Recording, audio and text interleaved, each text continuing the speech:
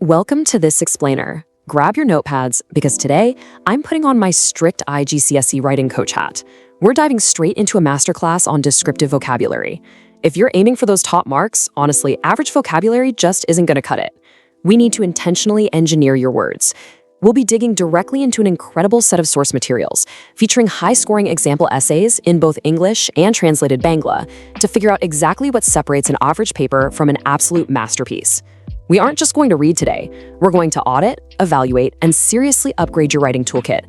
So here's our game plan for today. We'll cover the IGCSE standard, break down vivid versus sensory language, look at building atmosphere, tackle the narrative climax, and finally, audit your final draft. All right, part 1, the IGCSE standard, engineering the experience. Moving right along to part 2, vivid versus sensory language, the foundations. So the IGCSE standard absolutely demands that you engineer an experience for the examiner. There is literally zero room for lazy writing here.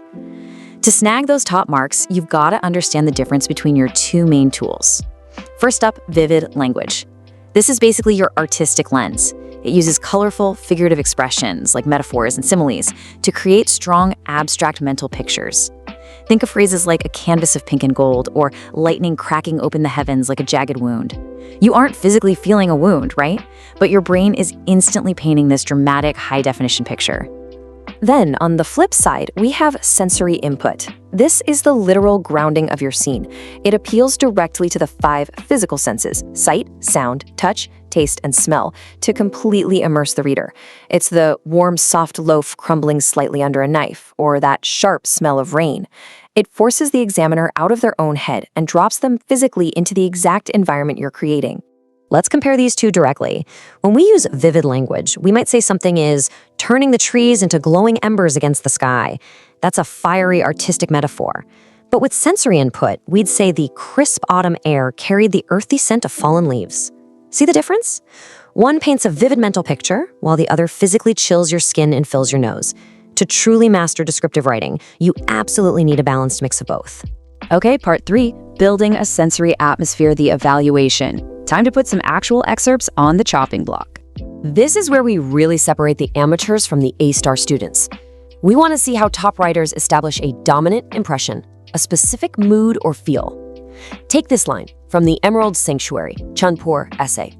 The rhythmic, percussive pulse of crickets and the soft, dry rustle of coconut fronds whispering to one another.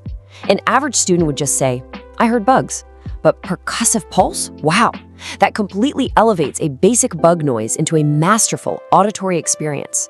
And having the fronds whispering to one another uses personification to make the whole environment feel intimately alive.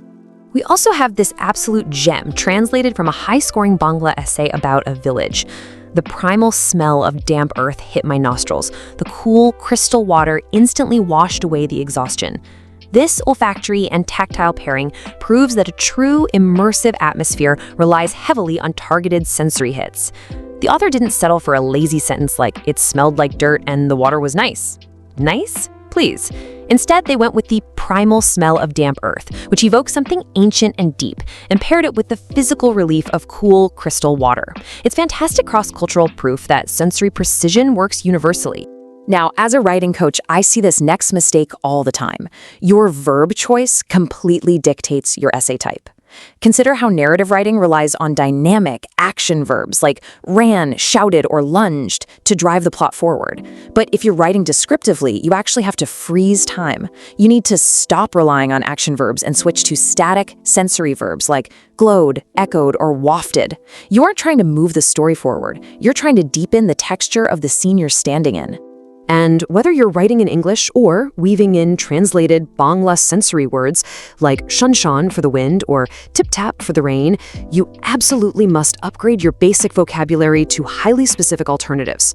For the visual sense, bright is just lazy. Sparkling or dappled is intentional. For sound, loud is boring. A whooshing or drip-drop sound puts the examiner right there in the room with you. For touch, instead of cold, use rough or frosty. It's all about precision.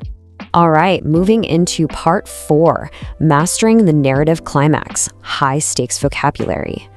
So, when the stakes suddenly get high, those calm, static verbs we just talked about, they have to go right out the window. A top-tier climax actually escalates through two very precise steps to manipulate the reader's heart rate.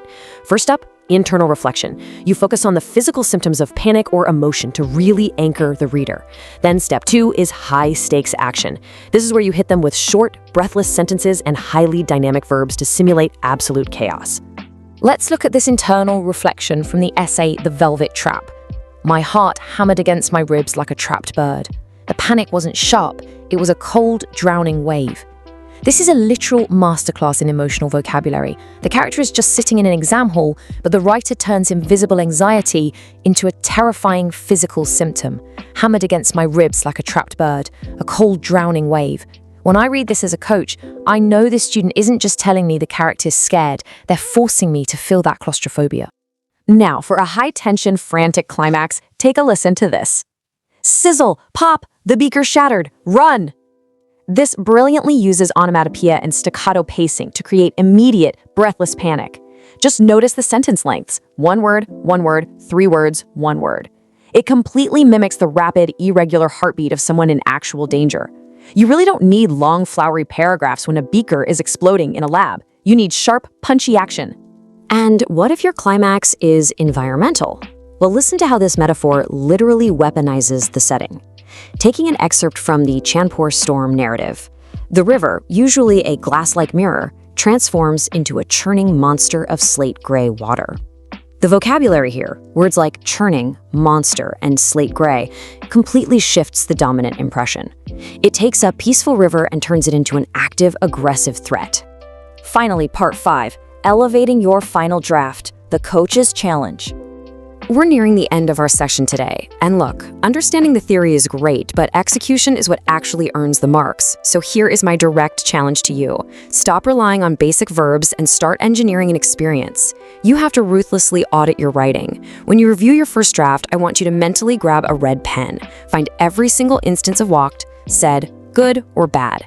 If your words aren't actively painting a picture or evoking a physical sense, cross them out and try again. Let's do one final comparison from The Velvet Trap. A basic draft might say, the exam room was cold and quiet. Sure, it conveys information, but it's entirely forgettable.